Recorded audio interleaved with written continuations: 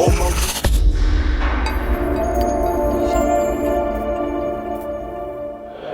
what's up, world? It's your boy Nas. You got Hip Hop is Real. You already know we at the Honeycomb Hideout with Beasley. The URLPG's event just went down. You know what I'm saying? Beasley, man, how'd you enjoy seeing these new talented guys putting it on in that small room tonight? Oh man, I had a great time, man. Everybody that came out enjoyed it. We had drinks here. You know, shouts to Honeycomb Hideout. We had drinks. We had food. We had a URLPG cake. And of course, we had some dope battles, some new talent, some talent that you're familiar with, but guys came in and really put on. We had a one-off with Ty Law and MURDA that went down, pretty dope as well. So overall, the night was a success. We got all the battles done and everything completed, so it's great. It's a good time. What you thought about Chef TREZ and RYDA battle? I don't know if you got a chance to see that, but that was battle, a smoker right there, man. I mean, usually I'm working, I'm running around, but I did get to see a lot of that battle, and it was very entertaining, and I'm sure that the people are going to mess with it when it drops. I mean, I'm excited about it. I'm eager to see it drop. We're gonna get it out as soon as possible. But that was definitely a dope exchange. They both went back and forth. They both showed up, and it's just you know, some new guys out here who really stomping the terrain and making an impact. So shouts to Chef TREZ and RYDA. Yo, man, a lot of times, man, and one thing, since I started coming to battle events and everything, you as an owner and as a, you know what I'm saying, as a figurehead in your business, you always come to to see the new guys. You don't just leave it for, you know, whoever's just working with y'all to just watch. You guys yourself come and see what these guys are delivering. Yeah, I follow through, man. I try to go to some of the smaller events. I mean, I don't know every single detail and every single thing that's going on because I have a myriad of responsibilities that I have to attend to in order to keep things running. But when I do have the opportunity, it was in Manhattan.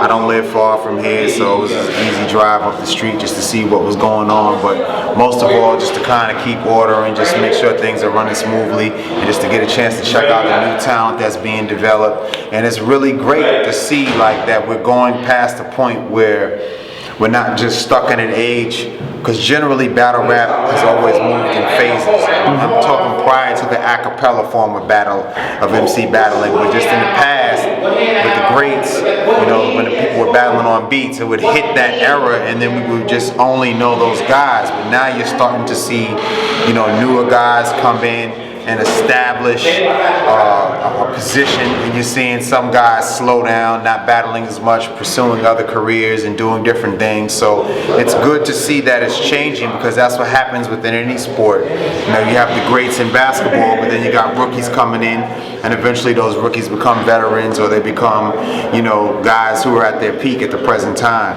And I think that's what we're starting to see. We're seeing newer names, you're seeing guys become established, and you're seeing some of the older talent who still have, you know, the ability to perform, but they're not performing as much, or they're not performing up to what the fans want to see. You know what I mean? That's some of them. That's not all of them. Some guys are still stars. They're still in the pocket. They're still doing what they're supposed to do on the highest level.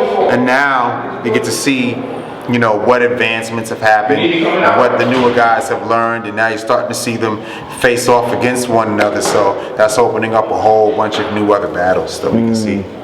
And looking at everything you guys done built, man, and going back from the beginning, when you first started putting together PG events, or you started trying to recruit new talent and everything, what's the biggest difference or the biggest change you've seen from then till now?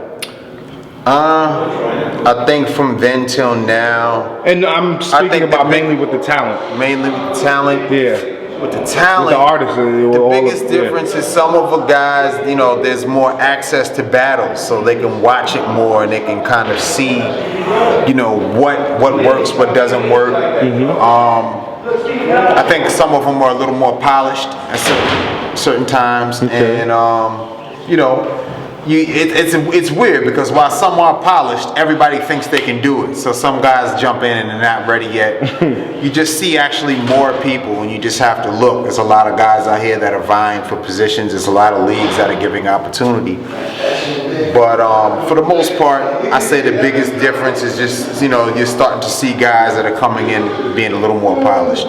Okay. And just now, as in with the league, with grooming the PGs and everything, and booking the spots, and the places getting bigger, and more people want to come to the PGs. What's changed with that? Man, I mean, you put it out there, there's a demand for it. People come out, they hear that the show was good, they had a great time. Now they want to come out. I'm pretty sure the next PG that we throw will be a big event, you know what I mean? Hopefully we'll be doing the PGs in Irving Plaza one day, you know. That'd be crazy. It's all possible, you know what I mean? People didn't think that battle rap could make it in the Irving Plaza or Webster Hall. That's right. We're breaking records for attendance in those venues. So, you know what I mean? Who knows where this thing is going and how big it can go. Ultimately the goal is to keep it going and to keep it fresh and to keep people excited about it. The biggest thing I see with the fans when things are different is that the fans are a little more critical.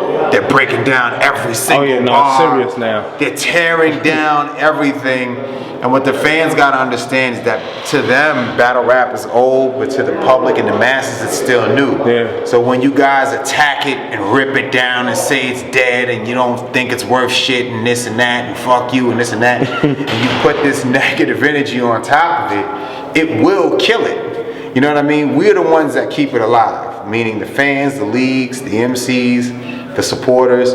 We're the ones that keep it flourishing. Even if you don't like something, you can voice your opinion about it, but you can't put a stigma on the culture, like, oh, it's dying, oh, and whining, oh, and you these big Facebook posts, the decline in battle rap, and will it survive, and all, it's like, it's negative while it's shit. over here still doing millions of views, millions of views, interviews are happening, you gotta look at, and sometimes you have to place fault on the participants. You know what I'm saying? That's true. Then, you can't say it's the culture, it's just the people who are popular. But you can't complain about the quality if you don't want to accept new people. You know what I'm saying? You know how hard it is for me to get people to watch someone new, or if I place someone that they don't think is supposed to go against this one, it's, oh, he hasn't even battled this one yet. What is he doing against him? It's like a big thing. You know what I'm saying? And it's just like, yo, they're battles. Let them happen. And let's try to eliminate this hierarchy within the MC battle culture. You know what I mean? If there's a guy out there that makes sense and he's a good battler, so what if he had 3 battles? Just put him against the bigger guy. You know what I'm saying? Let's see how it balances out. You never know. Styles make fights.